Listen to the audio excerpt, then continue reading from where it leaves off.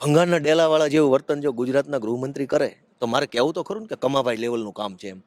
ક્યાં ભંગારનો ડેલો અને ક્યાં ગુજરાતની ગૃહ મંત્રાલયનું પદ. તમારે ભંગારના ડેલા જેવું જ વર્તન કરવું હોય તો આ બધું બંધ કરી દો અને ડેલો ખોલો. લાવો અમે તમને ડિપોઝિટ આપીએ અને કમાભાઈને કહો આ ટ્રેનિંગ આપો. કેવી વાત કરો છો? તમે પોલીસ ભાડે આપો છો. એ કમાભાઈને મીડિયા શોધી લેશે મને લાગે છે. ના, ના, ભલે એ તમે બધું. દર વખતે એમના એજ્યુકેશન ઉપર કેમ પ્રહાર કરો છો? ના ને એમ પ્રહારનું શું હોય? સરકારે શિક્ષણ પાછળ કેટલું બજેટ ફાળવ્યું, કેટલું ફાળવ્યું આ વખતે? એટલે મારો સવાલ એ છે ગોપાલભાઈ, મારો હું તમને જવાબ આપું, સાંભળો. હા. તમે આમ લઈ લેહો તો અમારે શું બોલવાનું? અંદર માઇક બંધ થઈ જાય, અહીંયા તમે ખેંચી લ્યો, અમારે જઈને કહેવાનું ક્યાં પછી? કાંઈક તો અમારા માઇક જ અમારા હાથમાં નથી આવતું. બોલવા જ દઉં છું ને, દર વખતે આ ઓટે બેસીને હું જ બોલવા દઉં છું. ના ના, એ તમારો હૃદયપૂર્વક છે આભાર. સરકારે આ વખતે શિક્ષણ પાછળ લગભગ અંદાજિત 63,000 કરોડ રૂપિયા બજેટ ફાળવ્યું છે. એનો ભાજપના માણસો બહુ પ્રચાર કરે છે કે 63,000 કરોડ રૂપિયા ફાળવ્યું એમ શિક્ષણ પાછળ કંઈક થઈ જાય એવું બોલે છે. 3 દીથી અહીં સોંટ્યા છે એક ધારા. શિક્ષણનું મહત્વ એ જાણે છે. હું એ જ કહેવા માંગુ છું કે 63,000 કરોડ ફાળવ્યા એ જાણે છે કે ભણતરનું માધ્યમ કેટલું છે. તોય પાછા મંત્રી એને કોને બનાવે છે? લ્યો તમે વિચારો. એ ન જાણતા હોય મહત્વ, શિક્ષણનું મહત્વ ભાજપવાળા ન જાણતા હોય તો કોઈ પ્રશ્ન જ નથી. એ જાણે છે કે ભણતર ગણતરનું કેટલું મહત્વ છે. પણ ગોપાલભાઈ, મારો સવાલ એ છે કે ઓછું ભણેલો કેમ બહુ સારું વહીવટી કામ ન કરી શકે અને મંત્રી તરીકે સફળ ન રહી શકે? નહીં રહી શકે એમ કાંઈ ખોટું છે જ નહીં, પણ ઓછું ભણેલો જ સારું કામ કરતો હોય તો આપણે 8 પાસ આઈપીએસની ભરતી કેમ નથી કરતા?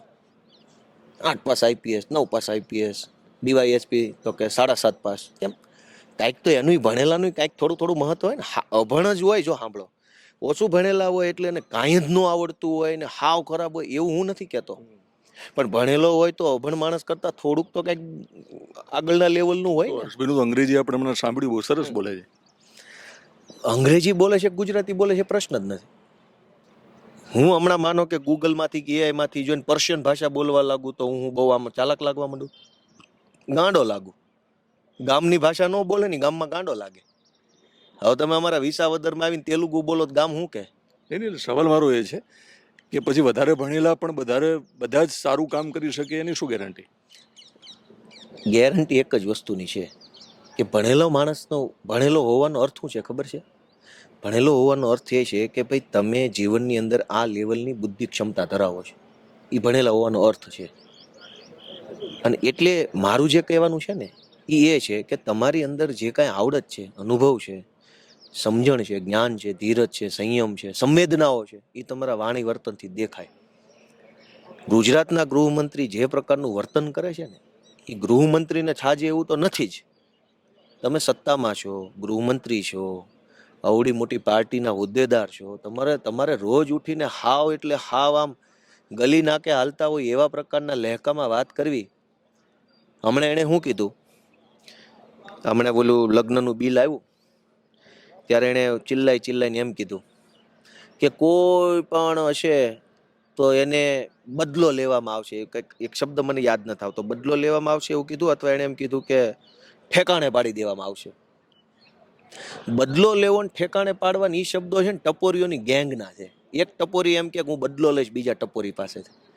ગૃહમંત્રી તો એમ કે કડક કાર્યવાહી કરી અને એની એવી સજા આપવામાં આવશે કે જેનાથી ગુજરાતની ન્યાય વ્યવસ્થા અને કાયદા વ્યવસ્થા ઉપર લોકોનો ભરોસો વધે. આ ભાષા ગૃહમંત્રીની હોય.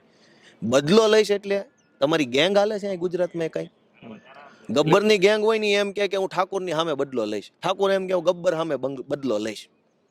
પણ ગબ્બર અથવા ઠાકોર બેમાંથી એક ગૃહમંત્રી હોય એને બદલો ન લેવાનો, એને પ્રોસેસ કરવાની હોય. બદલો શબ્દ છે ને એ કાયદો ને વ્યવસ્થા ન લાગુ પડતી હોય ન્યાનો શબ્દ છે. જ્યાં કાયદો હોય ને પ્રોસેસ હોય, કાયદો ન હોય ને બદલો હોય. તું તારી રીતે કરી લેજે, હું મારી રીતે કરી લઈશ. તો ગૃહમંત્રીની ભાષા છે. ભાષાને લઈને ભાષાને લઈને નહીં, ભાષા છે ને એ તમારી અંદર કેટલું ઊંડાણ છે ને એનો ઈ પ્રમાણ છે. ભાષા ત્યારે જ ખરાબ થાય જ્યારે માણસ ખાલી હોય, અંદરથી ખાલી હોય ને ત્યારે શબ્દો તમારા આવા આવે. એમાં તમે ચોક્કસ કહી શકો કે ડેપ્યુટી સીએમની ભાષા અને એમની નીતિ રીતિ અને ખાસ તો કાર્યપદ્ધતિને લઈને સવાલ તમે કરી શકો. તમારા ગુરુ કોણ? ગોપાલભાઈ ઇટાલિયા.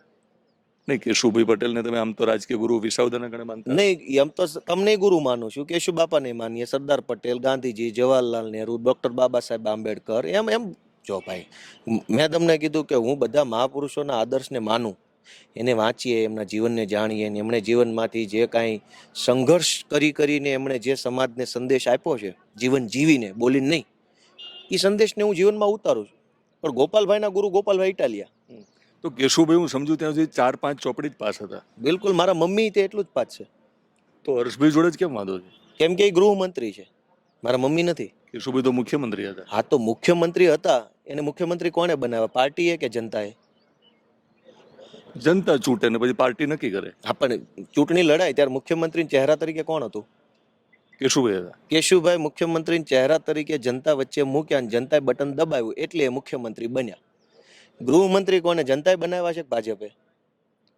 ઓકે, એટલા પૂરતું તમે એમને નહીં, એટલા આઠ પૂરતું પાસનો- નહીં, એટલા પૂરતું નહીં. ગૃહમંત્રી અને જનતાએ બનાવ્યા છે કે ચૂંટણી વખતે નક્કી હતું કે જો સરકાર બનશે તો હર્ષ સંઘવી ગૃહમંત્રી બનશે, એવી રીતે એનો ચહેરો પ્રોજેક્ટ કરીને પછી મત માગ્યા છે કે મત બીજી રીતે માગ્યા અને પાછળથી આને આપી દીધું? એ તો પછી જ નક્કી થયું ને. હા, તો પાર્ટીએ ગૃહમંત્રી બનાવ્યા, જનતાએ નથી બનાવ્યા. તો પાર્ટીની એવી શું મજબૂરી છે કે હોશિયાર માણસોને છોડીને આને ગૃહમંત્રી બનાવ્યા? એની પાસે નથી ભણેલ ગણેલ માણસ, એની પાસે છે, હોશિયાર હોય, આવડતવાળા હોય, ઠરેલ હોય, અનુભવી હોય. મારી જેવો ગમે એવો માણસ હોય ને વિરોધ પક્ષનો, તો એક વખત એની બુદ્ધિથી છે ને એ માણસને થોડોક ઓલો કરી શકે, બેલેન્સ. એવા બુદ્ધિશાળી છે ભાજપમાં, પણ એને વારો નથી આવતો. હર્ષ સંઘવીની જોડે ડેપ્યુટી સીએમ કોણ હોઈ શકે? એટલે કોને બનાવવા જોઈતા હતા લોકોએ? હવે એ તો અમારી સરકાર આવે ને ત્યારે અમે બનાવીને બતાવશું જો આમ હોવું જોઈએ. તમે મુખ્યમંત્રી હશો? હોય તો દિનેશભાઈ શકે, લોકશાહી છે. દિનેશભાઈ તમારી સિંધાભાઈ બને. સરકારમાં તમે મુખ્યમંત્રી હશો? અમારી સરકારમાં તમે હોઈ શકો, હું એમ કહેવા માંગુ છું. અમારી જ અરે સરકાર. શું મને શું કામ બનાવો છે? પણ તમારી જેવા હારા માણસો રાજકારણમાં નથી આવ્યા ને એટલે જ આ સંઘવી જેવા ચડી ગયા છે. અમને એ વાતની ચિંતા છે કે તમારી જેવા આવે તો હવે ઓલાથી છૂટા થાય. હવે તમારી જેવા માઇક લઈને ફરે છે અને ઓલા કોઈના હાથમાં માઇક આવવા દેતા નથી. પણ આ તો માઇક લઈને ફરવું તો બહુ મોટું કામ નથી. અરે એનાથી મોટું કામ અહીંયા અંદરના માઇકમાં છે. અંદરના માઇકમાં જે બોલે ને એ જ આ માઇકમાં આવે છે. અંદરના માઇકમાં તાકાત હોત હા, તો આ તડકે બેસીને તમે મારા માઇકમાં બોલતા હોત. એ બરાબર છે, પણ અંદરના માઇકમાં જે ચર્ચા થઈ એ જ આ માઇકમાં આવે છે ને. નહીં, આ માઇકની તાકાત વધારે છે ને. વધારે છે. અંદરના માઇકની તાકાત હોત તો તમે અહીંયા કેમ આ માઇકમાં બોલો? માઇક અંદરનું હોય કે બહારનું, હારા માણાના હાથમાં હોવું જોઈએ. તમને હું હારા માણા માનું છું. આ બહારનું માઇક તમે ઘણું ચાલ્યું છે, હવે થોડુંક અંદરના માઇક તરફ આગળ વધો. અમારી એટલી લાગણી છે કે તમે સમજો કે હા આવા માણસો બેહી ગયા છે, કંઈક તમારી જેવા માણસો થોડુંક વિચારે. ગુજરાતનું વિચારો, તમારે જરૂર નથી પણ તમારી જરૂર ગુજરાતને છે. બહુ સિરિયસલી સવાલ કરો છો ગોપાલભાઈ. મને સમજાતું નથી કે પત્રકારની કેમ જરૂર નથી. એટલે પત્રકાર રાજકારણી બને તો જ સેવા કરી શકે? જો સેવા છે ને, એ ગામનો નાનામાં નાનો માણસ મજૂરી કરતો ને એ સમાજની દેશની સેવા કરતો જ હોય. પત્રકાર કરી જ શકે ને. નહીં, પણ જેનો બહોળો અનુભવ હોય, બહોળા મોટા પ્લેટફોર્મ ઉપર જેને કામ કરવાની આવડત હોય, અનુભવ હોય, એવો માણસ વધુ મોટા પ્લેટફોર્મ પર જાય તો સમાજને ઉપયોગી બને. બાકી દરેક માણસ પોતપોતાની ક્ષમતા એક સમાજ સેવા કરે જ છે. ગામમાં ગાયો ભેંસો દોતી આપણી બેનેય સમાજની સેવા કરે છે, પત્રકારે કરે છે, હવ કરે છે. પણ તમે મોટા પ્લેટફોર્મને હંમેશા જોયું હોય, એની ઉપર કામ કરવાની તમારી અનુભવ આવડત ક્ષમતા હોય, એનાથી તમે એક પગથિયું ઉપર જાઓ એટલે વધુ મોટું પ્લેટફોર્મ હોય. ત્યાં જાઓ તો તમારા નીચેનો અનુભવ આવડતનો લાભ ઉપર મળતો હોય. પછી તમે જ્યાં છો ત્યાં રહ્યો તો એ સેવા તો છે જ.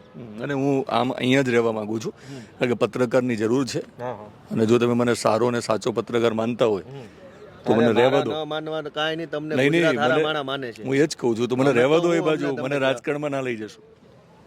ભલે એ તો મારા કહેવાથી કાંઈ થવાનું નથી. તમને ગુજરાતના લોકો સારા પત્રકાર તરીકે માને છે. મારા સર્ટિફિકેટનો કોઈ અર્થ નથી. હું તો રાજકારણીઓ છું. જનતા એમ કહે છે કે દિનેશભાઈ ખરેખર સારી વાત કરે છે અને તમારી જેવો સારો માણસ આવે હવે તો કંઈક લોકોનું ભલું થાય. આમાં અમારો લાલચ શું હોય બીજી? કાંઈ તમે આવશો અને અમારું હાલી જાય એવું તો હોય નહીં. હવની રીતે હાલવાનું છે. પણ તમે આવો, લોકોનું કંઈક ભલું થાય. સંવેદનશીલ માણસ, મોટી ખુરશી પર હંમેશા દિનેશભાઈ સંવેદનશીલ માણસ હોવો જોઈએ. સંવેદના છે ને એ આપણા માણસ હોવાનું પ્રમાણ છે. તમને કે મને અહીં બેઠા બેઠા ઇન્ટરવ્યૂ કરીએ છીએ, કોઈક ભાઈ વડીલ ઉંમર બેન દીકરી અહીં પગથિયું ચૂકી જાય ને ગથોલિયા ખાઈ જાય ને તો આપણે બેમાંથી એકઈ જો ઇન્ટરવ્યૂ બંધ ન કરીએ ને તો આપણે માણસ નથી. નેતા બેતા પત્રકાર છોડી દો, આપણે માણસ જ નથી. એટલે જીવનની પરમ સાર્થકતા અહીંયા ભગવાને મોકલ્યા છે તો તમે શું ઉકાળ્યું, એવો જો પ્રશ્ન ભગવાન કે કોઈ માણસ પૂછે ને આપણે એમ કહી શકીએ ને કે મારા સંવેદના મેં મરવા નથી દીધી, તો સમજી લેજો ફેરો સફળ છે. ફેરો એટલે ગોપાલભાઈની લાગણી સમજુ છું, તો વચ્ચે અમે હસતા હોઈએ છીએ વાતમાં, પણ મારી સંવેદના અને લાગણી મારા ક્ષેત્રમાં એનો ઉપયોગ કરું પત્રકારત્વના, અને રાજકીય ક્ષેત્રમાં એ કરશે